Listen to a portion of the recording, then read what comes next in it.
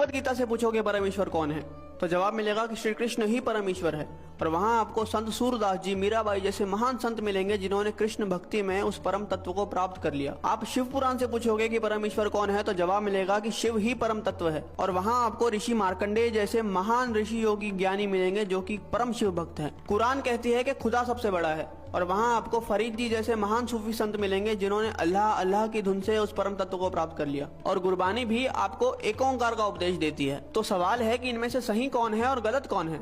और जवाब है कि इनमें से सही तो सारे हैं, लेकिन गलत वो इंसान है जो इनमें से किसी एक पथ पे चलते हुए बाकियों का अनादर करता है, अपमान करता है। इसीलिए कबीर जी ने कहा था कि कबीरा कुआं एक है, यानी कि वो जो परमात्मा है वो एक विशाल कुएं की तरह है और पानी भरे अनेक, यानी कि हम और आप अलग अलग नामों से, अलग अलग स्वरूपों से उस भगवान को पुकारते हैं। लेकिन आगे कबीर जी कहते हैं कि भांडे ही में भेद है और पानी सब में एक। मतलब जो भांडा है यानी कि हम, भेद तो यहाँ पे है, क्योंकि आप इंसान को तो अलग कर सकते हो लेकिन भगवान को कभी बांटा नहीं जा सकता। अब प्याला चाहे सोने का हो या पीतल का, उसके अंदर जो पानी है वो तो अंत में प्यास ही बुझाएगा।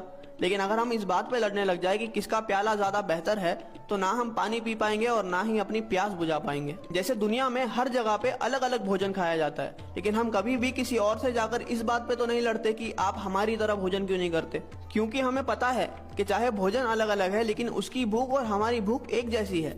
हो सकता है कि वो ब्रेड खाकर अपनी भूख मिटा रहा है और हम रोटी खाकर, लेकिन उसका असर जो हमारी बॉडी पे होगा वो एक जैसा ही होगा। इसलिए हमारी पेट की भूख तो मिट जाती है लेकिन हमारी परमार्थ की भूख कभी मिट ही नहीं पाती। हम लड़ने में इतने बिजी है कि हमें खाने की यानी कि उस भक्ति को अनुभव करने की फुर्सत ही नहीं है। कबीरा कुआं एक है और पानी भरे अनेक, भांडे ही में भेद है, पानी सब में एक।